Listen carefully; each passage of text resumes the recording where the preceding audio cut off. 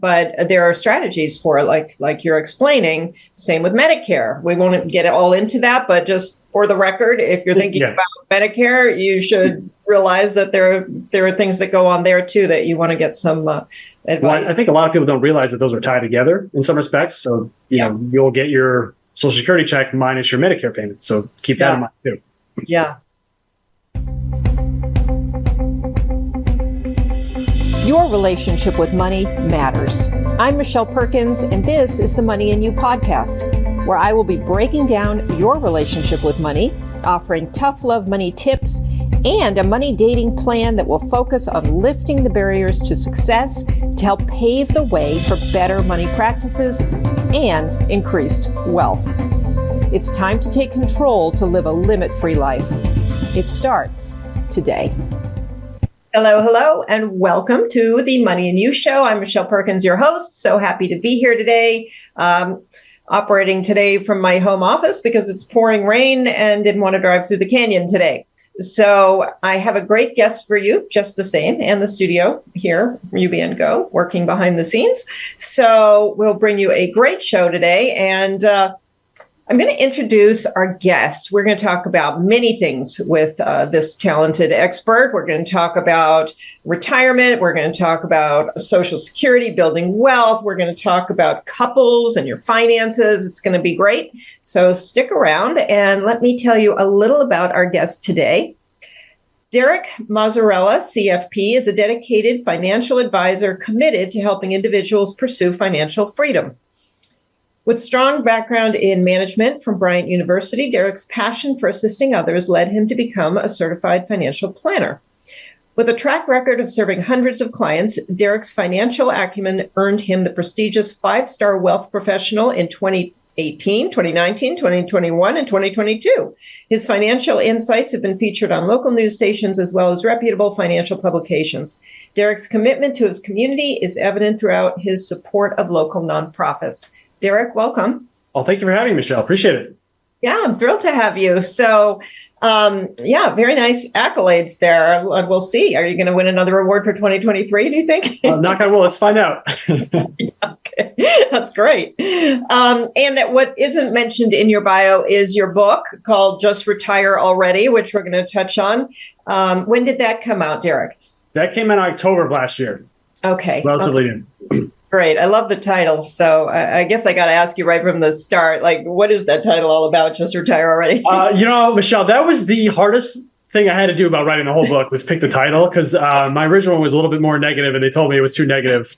Finally, actually, a woman in my office said, "Why don't just retire already?" And she made a very flippant comment. I'm like, I think that's great. So I'm like, can I use that? She said, absolutely. So that's how the title of the book came about. Oh, I love it. Okay. So is that telling us we should all retire early? What is that saying to us? I think it's the big challenge that people have is they think it's some big, amorphous thing, right? You think I'm going to retire, but I don't know when, I don't know what's out there. So my hope is after you read the book, you'll know, okay, now it's time to just retire already because I know I'm going to be up against and I know how to solve those problems. So that was kind of how I came about the title of the book. Okay. Yeah, you're right. That whole idea of when to retire, it is such a big feeling question. And I avoid it by saying I'll never retire. I'll just do something else that I want to, feel like doing at that stage of my life. And so I'll never retire.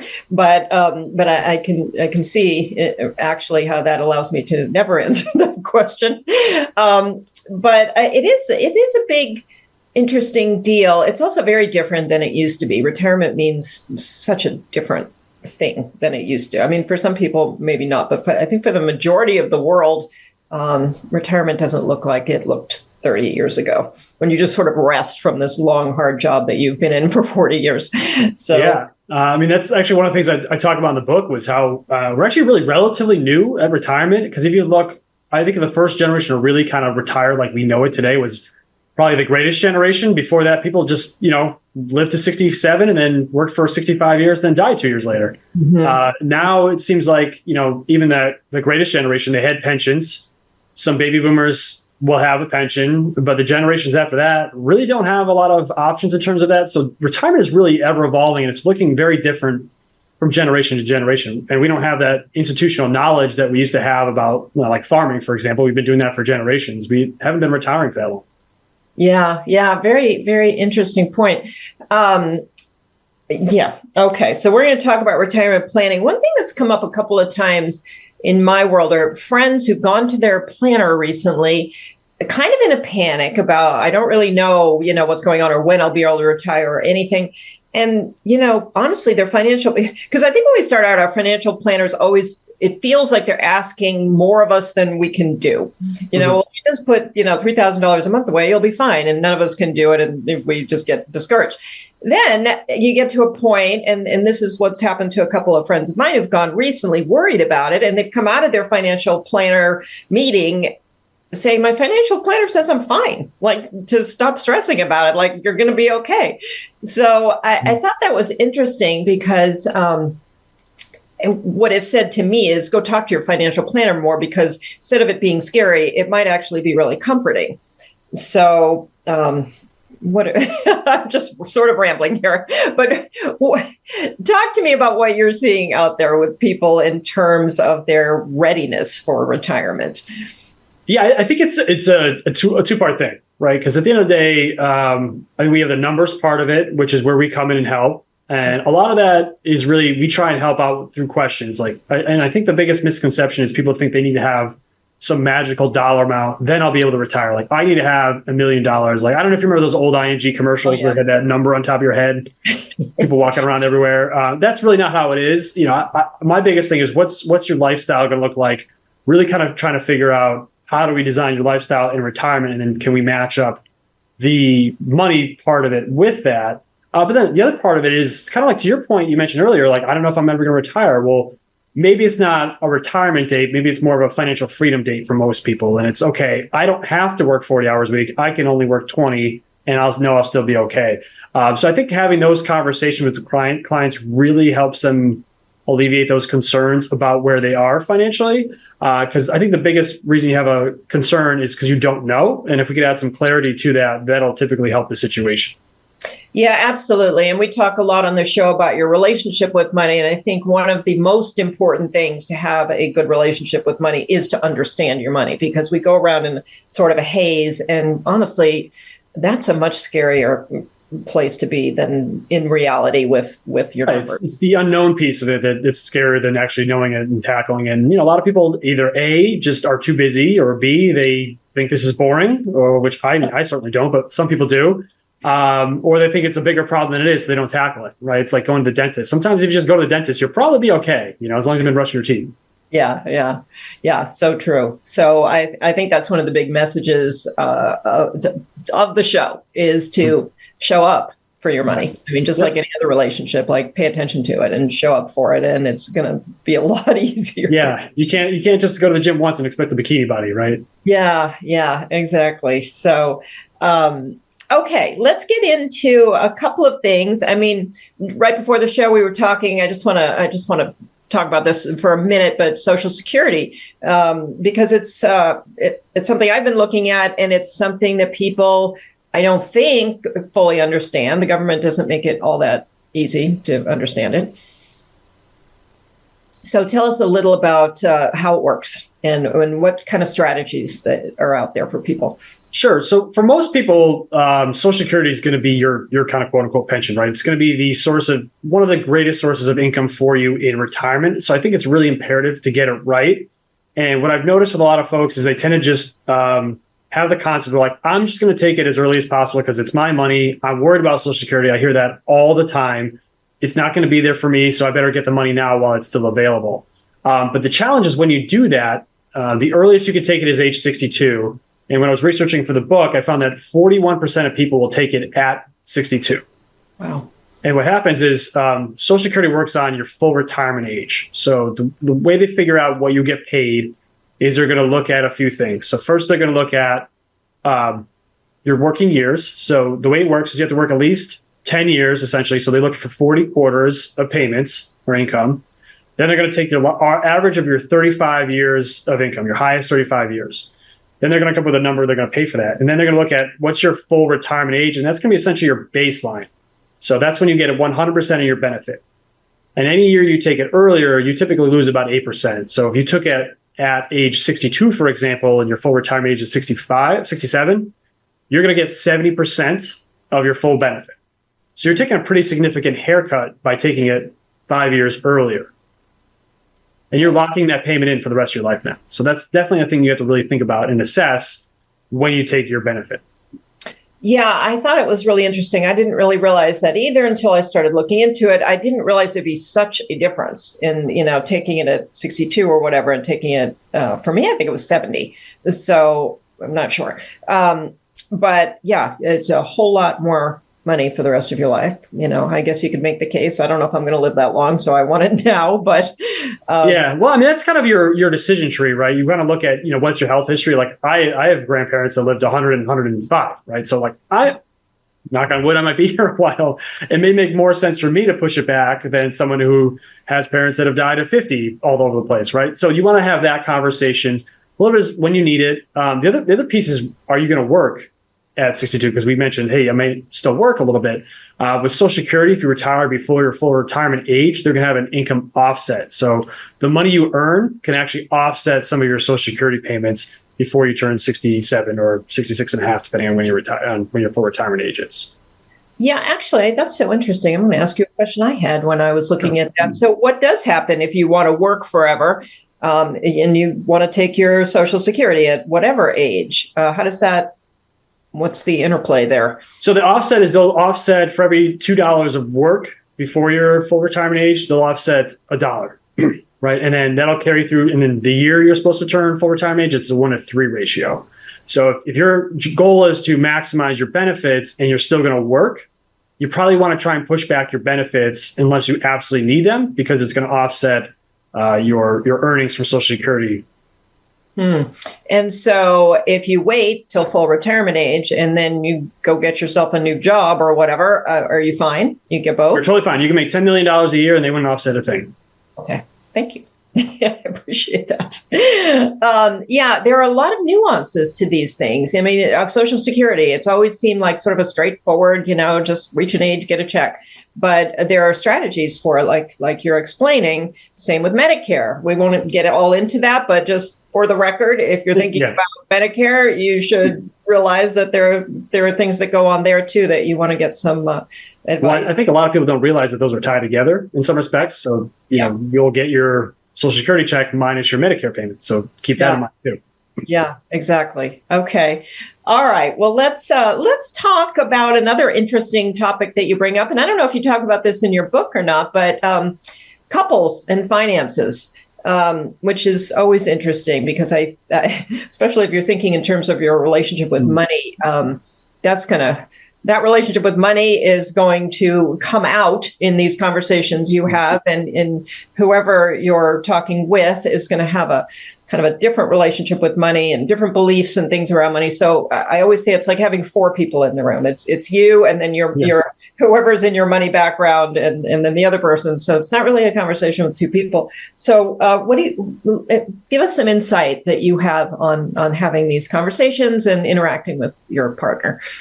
Yeah, I think one of the really important things to do is when you're talking about your money is really understanding where it comes from, because inevitably we all have a kind of our money baggage, whether that's good or bad, whether it's debt or not debt, but also your family history. So really understanding your parents and how your parents help with money, how your spouse or significant others, parents dealt with money. A lot of that will bleed into your conversations with how you deal with money.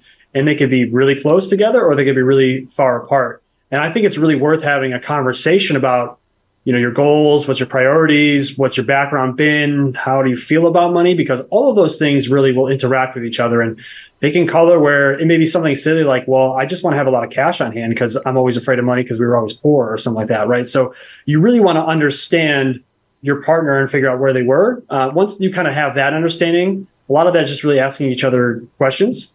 And then really just kind of making sure you're on the same page with goals and how you want to handle money and your relationship with it. Because you may have, inevitably, there's going to be an imbalance with most couples where one person makes more than the other one, and really trying to figure out that imbalance in a way that doesn't necessarily offend someone or disrupt the relationship.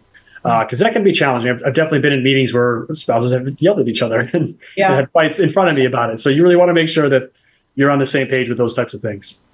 Yeah, it gets tricky for sure. Especially when there's an income inequality there where people, because, the person who's making more has a certain perspective. The person who is doing other things, perhaps a stay-at-home mom or whatever, where the value is less defined, I think there's a tendency for us to somewhat, and I'm sure I'm biased, but there's a tendency for that to be a little undervalued, and then it creates a little bit of a power. Yeah, it's a little dynamic. Yeah. Well, I mean, even for the person that may be making less or staying at home, in your example, they may feel like, well, I feel bad about asking for money or an allowance, but I think you need to make sure hey, this is the economic value you're actually providing for our family. So we need to make sure that's clear. And, I think as long as everyone has their goals aligned and making sure we're achieving those goals, then we should really create a framework where it's okay for money to be allocated for certain things or given to certain people at certain times. So I think it just makes more sense to have that conversation and let out your feelings about it too, because that's important. People's feelings are valid and they need to be expressed. And if you just never talk about it, you may feel like I'm taking money from someone I don't deserve it, but the other person's like, well, you definitely deserve it. You may have totally different feelings that are on the same page, but they don't match up. So I think it's definitely important to have those conversations with each other about that. Yeah, absolutely. And when you do have, somebody making less money than the other person or no money at all for that matter, do you see any better practices in terms of how to distribute the money? Everybody has, I get an allowance for my husband, or I get, it's interesting how people operate and also the way they interact with money. If one person is managing the money, how involved is the other person, if at all? And what, in my opinion, they should be involved.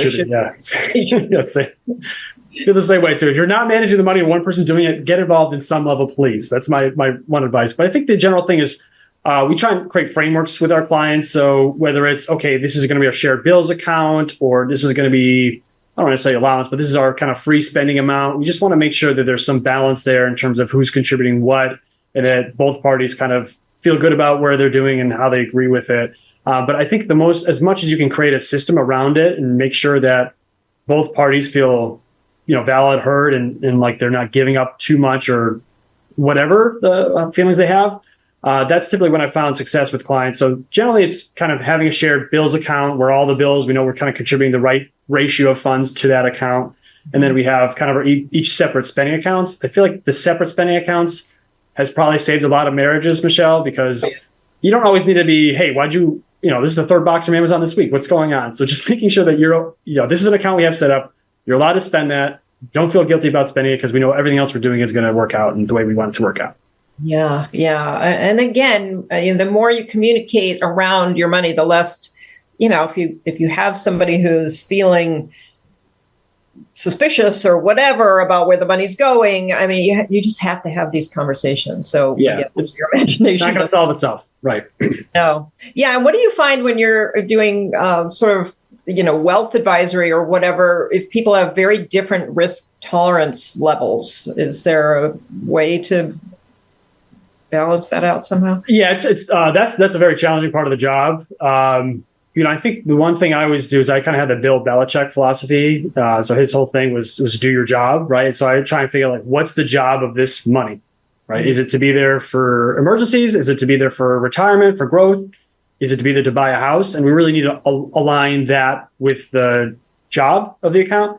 And I think when you do that, the risk tolerance thing kind of dissipates a little bit because, there's certain things we're trying to accomplish by investing in that certain way. So if the safety is the priority, then we're going to be in more cash or bonds. And if, hey, we've got to beat inflation. So so as long as you can kind of educate people on that, I think it helps to align their goals with where their money is. That typically can help alleviate the risk part of it. But I still have struggles with that because some people just hoard onto their cash as much as possible when I know it's not the best thing for them, but you can only do so much sometimes.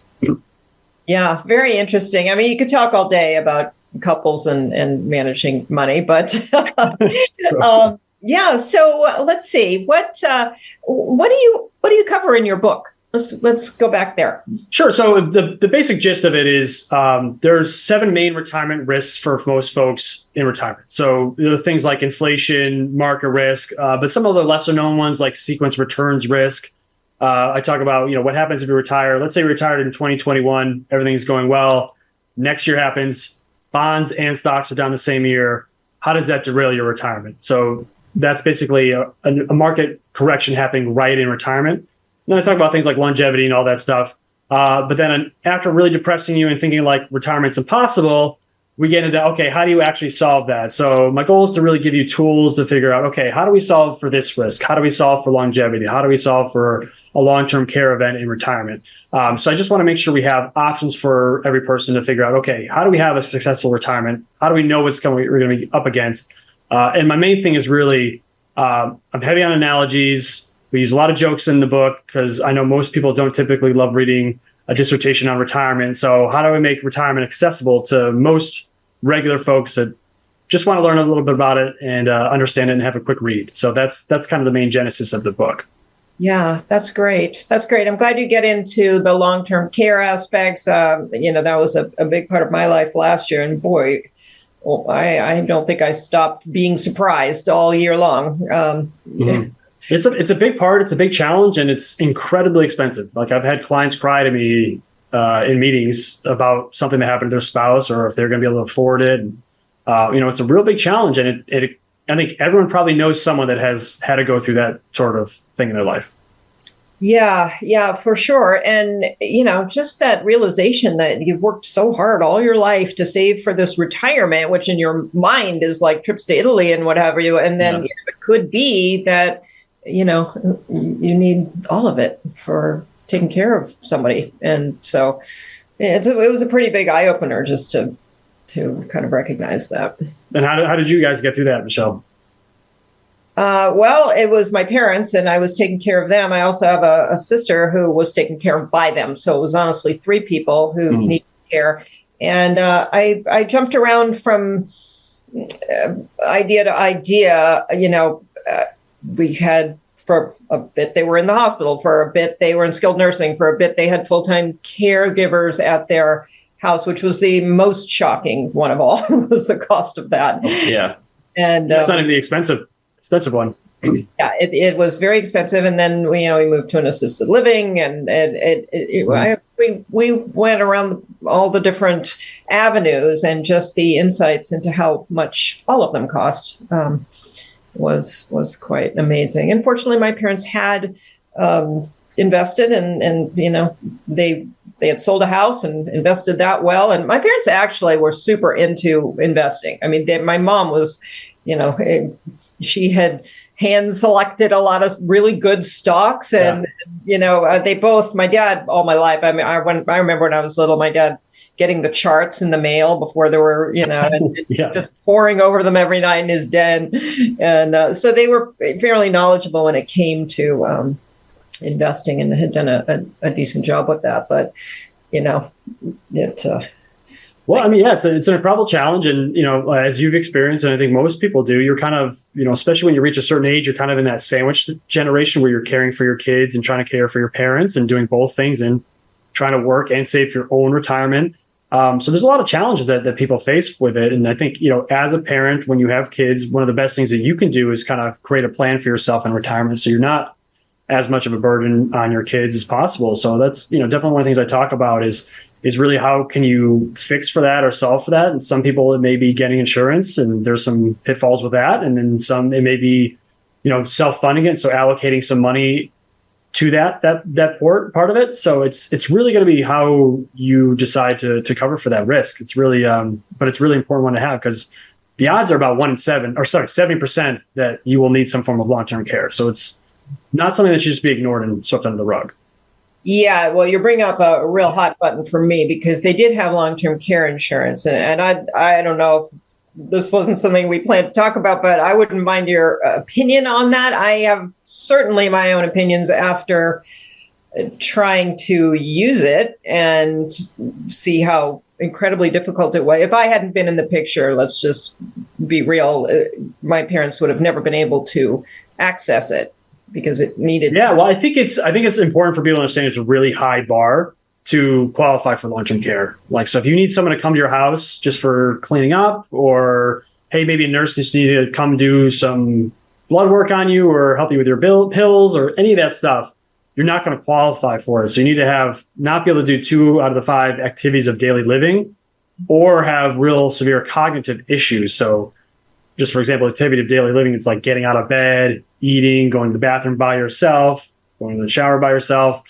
So you have to not be able to do those 2 things. So it's a pretty high bar, in my opinion. I don't know if, Michelle, you probably experienced the same thing where you thought, hey, I should be able to qualify for this, but I can't because they're not good, but they're not that bad yet, right? Is that kind of what I'm getting? Well, mine, yeah. I mean, I was shocked because you think just when you need care, you get care, but you're right. You had to qualify, but in order to be bad enough off to qualify, you couldn't really do the qualifying things. You couldn't, I mean, I had Zoom meetings with the long-term care people for 2 hours while they, talked to my parents. If I hadn't been there to make that happen, how would they have possibly done that? No, that's a very challenging piece of it. I mean, the other is the type of policy. I don't know how much in the weeds you want to get, but there's, reimbursement based where every bill you have to keep track of, and then you have to reimburse by bill. But then there's, indemnity policies where, hey, if you just have one thing happen, you get the whole check for the day. So I think it's, at the end of the day, it's an insurance contract. And like most insurance contracts, you really have to understand what you're buying, why you're buying it, what it covers, more importantly, what it doesn't cover. Because that's where people get really trapped with these types of products, is they don't fully understand it. Or, I mean, unfortunately, usually you buy these when you're 60, right? So 20 years later, now you're trying to remember what you bought 20 years ago. Oh my gosh, exactly. And policies change. So it's a challenge. That's why you want to always kind of re-up it and kind of think about what it is and what it covers. But you really want to read the documents. I know it may be boring, but it can make a huge difference someday. Right. And if you're saying, look, I don't want to deal with insurance at all, then you really have to think about, all right, how am I self-funding for this? And can I allocate a chunk of money for this and make sure I'm not spending it? Because that's the other piece of it. As I mentioned, they're pretty high odds that you're going to need some form of care. So you really need to have a plan. You can't just sweep it under the rug. Otherwise, they're going to take your house. Yeah. Thank you. And that was my takeaway from the whole experience of my parents having it and me using it was, if you can have the discipline to do a self-funding kind of thing and put that money that, the premiums you're sending them, put that in your own account somewhere, at least you can use it as you want because it's very limited. The insurance route, they give you $150 a day or whatever. And so, in the end, you probably leave a lot on the table unless people live a really, really long time. So. Yeah, it's a challenging thing. And the other piece of it is the tax piece of it too. So depending on where you have your account saved up, you really want to make sure you're being tax efficient. That's probably one more benefit of the long-term care policies. That's money that's going to pay for your care that's not taxable. Yeah. Interesting. Okay. Well, let's get into tax strategies for just a minute if you want. I mean, it's tax time. Any particular, there are a lot of interesting tax questions about all these investment vehicles, which that was another surprise. Like, I didn't realize that my parents would have to pay so much tax in their old age. So, yeah. Yeah, that's a very common problem. Well, because here's traditionally what we're taught, right? When we're working, we're saying, okay, stuff as much money as you can in a pre-tax savings. So save taxes on today. Let's kick the tax can down the road because in retirement, you'll be in a lower tax bracket. And for some people, that actually may make sense. Other people's, it may not. I've always been a really big fan of having kind of all 3 tax buckets. So you have Roth dollars where you're taxed today but not taxed later. Mm-hmm. Traditional, you're not taxed today but taxed later. And an investment account where using after-tax dollars, but you only pay tax on the growth. So when you have that, you can kind of mix and match your tax strategies because inevitably we don't spend the same amount of money every year, right? You may have a health event where you spend more money. You may have to fix a roof, or you may want to redo your kitchen. And if you have all money in one bucket, like let's say it's the pre-tax bucket, that $50,000 kitchen renovation now may cost $65,000, $70,000 because you're paying taxes. That could pick you up in another tax bracket that may actually increase your Medicare premiums because now you went into another Medicare premium bracket. So all of these things are interrelated. I think not enough people are looking long-term at, okay, if I do take money out, where's my tax bracket today versus tomorrow? And do I need to make a change or adjust where I'm at all? Because most people kind of have this U-shaped retirement where they're paying taxes, a higher tax bracket while they're working. They retire. The first couple of years, they're probably not paying a lot in taxes because they may have an investment account. And then Uncle Sam says, hey, you haven't been taxed on that account the last 50 years. We want that. Start taking some money out. And now they're kind of back up at a higher tax bracket again. And they may need to actually take out more than they even need. So that's a challenge I see a lot of folks run into in retirement. Yeah, you're just reminding me of the whole required minimum distribution aspect. Can you just describe that and explain it to people what that is? Yeah, basically, so if you have money in a pre-tax account or a traditional IRA, traditional 401k, the benefit is you've never been taxed on that. So at a certain point, the government's going to say, all right, now it's required minimum distribution time. As of right now, that's age 73. But for some folks, it'll tickle up to age 75, depending on your age. So at that point, the IRS is going to say, okay, you have to take money out of your IRA and you're going to be taxed on it. So whether or not you need that money, they don't care. You're supposed to take that money out and it's based on your age. So it's going to have this kind of lifespan where you take a certain amount each year based on the value of your account the prior year. Mm-hmm. Yeah. And what do you recommend people do with that if they don't actually need it? Well, one of the things we can do is with that gap you have in the U-shaped retirement is some clients I do actually Roth conversions. That's where we take some of the pre-tax money you have now. You pay taxes today on it, or in the first couple of years of retirement when you're a really low tax bracket. And then moving forward, the amount you would have to take out would be much less. And now you have a pool of money that's not going to be taxed moving forward. Mm-hmm. So that's one strategy. Two is, if you're younger, you want to maybe lean into the Roth. But outside of that, you really want to have kind of three of the tax buckets. So you have some flexibility to take some money out and not just take money out of the IRA. Okay. Yeah. So the three again would be the Roth and then the traditional. And then what was the third? Basically an after-tax, or look, most people have an investment account. So it's called typically an after-tax account. Okay. Yeah. Interesting. So, what are some of the other, I know I kind of got on a tangent when you mentioned the long-term care, I'm sorry, but what else in your book can help people as they go forward down this road? And when should you be reading a book like this?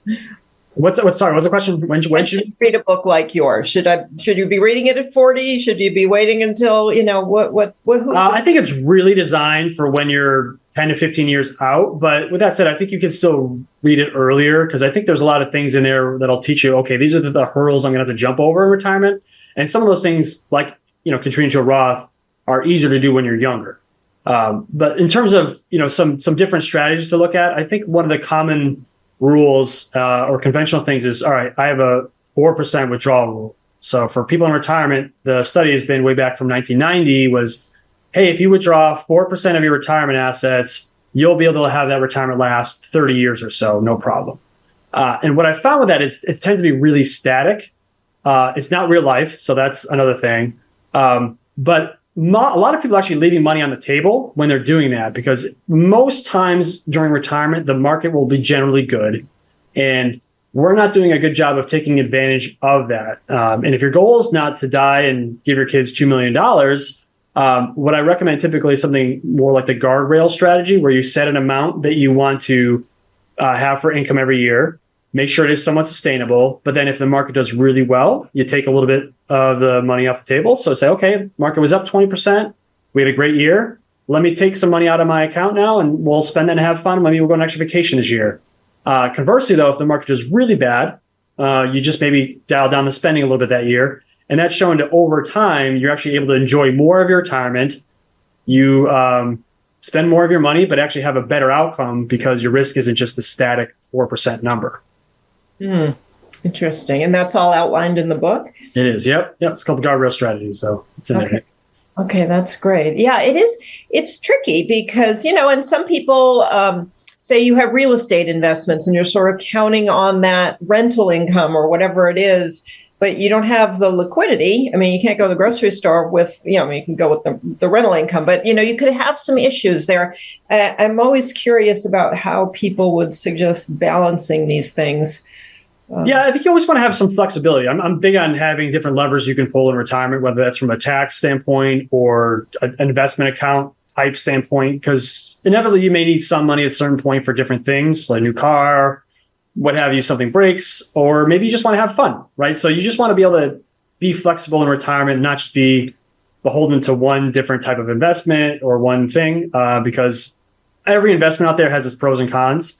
People will poo-poo annuities, but they have their role. And if you do them correctly, they can add a lot of value to retirement. But same thing with real estate. Real estate can be a great investment, but they don't have the liquidity that you would have with an investment account. So there's different trade-offs with every type of investment. And you just want to make sure you have a balance of all of them, because that can really create a meaningful retirement for you. Because if you're always worrying about money and where your next paycheck's coming from in retirement, that's not a way to live either. Right. Okay. And, that's an interesting question, because I feel like as a financial advisor, if a person does want to have a variety of different things going on, can you take all of that into account, even if you're not like necessarily managing aspects of it, and build a financial plan around, the various things? So if somebody has real estate as well as, stock portfolios or whatever, and that's really maybe more your focus, how can you help them with the whole thing? Or is that just easy? I mean, is that even? Well, it's gotten much easier. So back in the day when I first started, everything was on Excel. You had an Excel sheet to try and model everything, and it's tough. Thankfully, now we have a lot of financial planning software that we can input different scenarios. So a lot of times conversations I have with clients are around moving. Are you going to stay here in retirement? Are you going to move to Florida? What does that look like? So we'll model in, okay, you selling the house in 2 years, if we sell it this amount, okay, if we take that money, are we putting it into the new house? Or are we going to have the pool of money that you're going to spend from that? So a lot of those things we can kind of model out those different scenarios with. And I think that can be incredibly helpful and a great peace of mind for a lot of folks when looking at it and saying, oh, I guess I can do that. Or, maybe I want to work, maybe I want to retire earlier, but can I work 20 hours a week instead of 40? What would that look like? What's the minimum I need to make to achieve that goal? So we can show a lot of different scenarios for clients and model in a lot of a lot of those different entities or aspects, because at the end of the day, a lot of these things are interrelated. A lot of people make decisions in silos where they buy a house or sell a house and don't really look at the big picture, because if you sell a house, is there a tax implication of that? If you, invest in this account or pull money from that account, how does that impact the returns? A lot of those things are interrelated, and we need to kind of react like they are. Yeah, I love that. I love that answer, because I mean, there are a lot of options these days, but that only kind of complicates all of this. And like you say, if you're doing these things in silos and not really connecting all the dots, which I think is hard for the person who is doing this, I think it takes an outside somebody to look at it and kind of see. Yeah, it does, because I have clients that are in excellent shape. They've done a great job. I have even some that have pretty intense Excel sheets. But then we still find areas where, okay, well, you're using an average tax rate, but you should be using an effective tax rate. And, because you're using an average tax rate, now that now you're spending too much in taxes, you're projecting too much. That means you're not spending enough in retirement because you're being way too conservative. So you want to make sure we're weighing a lot of those different things, because I had a client, she did an excellent job, and she did a great job retiring, and her model was great, but she was leaving so much money on the table, and she didn't have any kids, and her goal was to pretty much die with zero. You're not going to achieve that if you're just doing average numbers and average returns. So we want to make sure we're looking at different scenarios, and what if the market's good? What does it look like? What is it if it's bad? What does it look like? And what adjustments do we need to make along the way? Because average returns actually very rarely happen. I think when you look at the stock market as a whole, average returns happen less than 15% of the time. So they're usually up 20% or down 10 or 15. So they're usually not in the middle. Interesting. Okay. Mm-hmm. Well, it sounds like you are very passionate about this whole area. How did you get into it? I usually ask at the beginning, but I didn't. Yeah. I would say it's a very roundabout way. I didn't grow up at 5 years old saying I want to be a financial advisor. That's for sure. But basically, my first job out of college was with Aflac. So that was insurance, and I was on the phone a ton, making a ton of cold calls, talking about the duck all the time, getting rejected a bunch. But then that was in 2007 through 2008. 2008 happens, and we do a lot of benefits through employers, and a bunch of my clients were laid off, and they didn't keep their coverage. So I lost about a third of my book of business at that time. Then I was talking with a financial advisor who was promoted to a managerial role. They said, hey, we've been networking a lot lately. I think you'd be a great fit for this role. And I always had a real interest in finance. So I thought, let me give it a shot. If I hate it or if I suck at it, maybe I'll at least learn something I can apply to my own life. And, that was back in 2009 and I haven't looked back. So I've really been happy that I made this choice and I haven't felt like I've worked a day in my life. So it's been great. That's great. That's great. And what kind of training did you have to do to get your, knowledge base to where it is? Yeah, it's probably three different things, right? You have to take some tests. So I took the Series 7, the Series 66. I got my CFP designation a few years ago. So there's a lot of test taking you have to do. But then it's, on the job training. So working with clients and kind of figuring out what they have. And then, getting your mentors to help you out and make sure you're not messing up because this is someone's life savings you can't mess around with. And then it's just really kind of your peers and kind of going through conferences and figuring out what are you doing that's working. And, I read a lot of white papers, Michelle. So I don't find them boring, but I'm sure a lot of people probably would. But I read a lot of those things about what's working in retirement, what's not, and show me the research behind it. Because if you can't prove something to me, I'm not going to do it. Yeah. Thank you. Very interesting. And I do find that, well, at least the financial people who come on this show anyway are very enthusiastic about the topic. And I think that's great. I think, that's the energy that's needed to help people with their lives. And so, I really appreciate that people like you are out there helping people to navigate all of this because it is complicated. It is, yeah. And, unfortunately, it's not really taught growing up. It's usually we just learn it from our parents if we're lucky, and then that's kind of it. So then it's like, okay, get a job and go ahead, figure it out. Pay your taxes and save money and buy a house and good luck. So, I think there's definitely a need for us. And, hopefully people recognize that. And, we're just really here to help more than anything. Right. When's a good time for people to start working with a planner like you? Honestly, as early as possible, because the unique thing is when you're young, you have so much time and people may think, well, I have no money.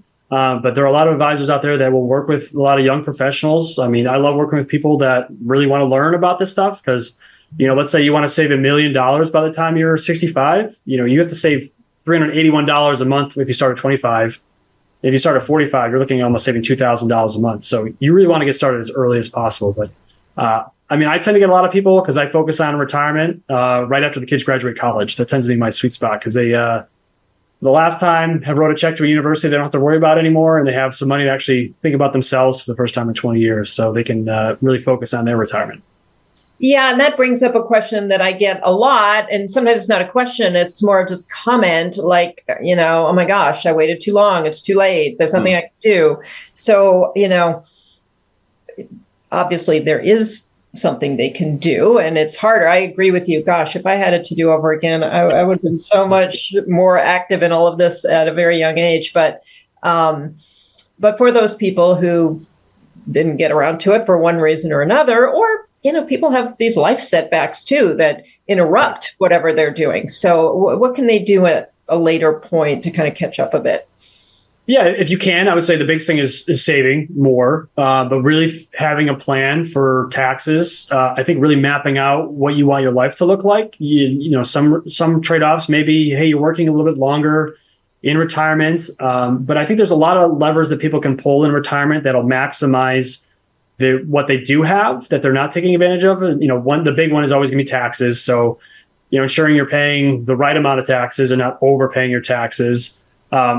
Two is really, maximizing or trying to figure out the returns, the account. I see a lot of people with too much cash pretty oftenly. Just a lot of those little things I think over time can add up. Even a silly thing like having the right investment in the right account. Like you may have a mutual fund that is a bond mutual fund paying interest in an after-tax account when you're paying income tax rates on that, when that should be in an IRA or Roth.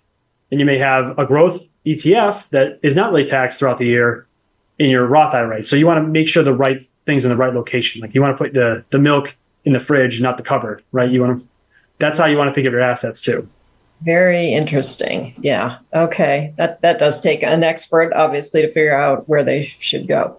Mm-hmm. So, this has been really interesting. Do you have any kind of final sort of investing tips or, takeaways for people? In terms of investing, I would say biggest thing is don't try and time the market.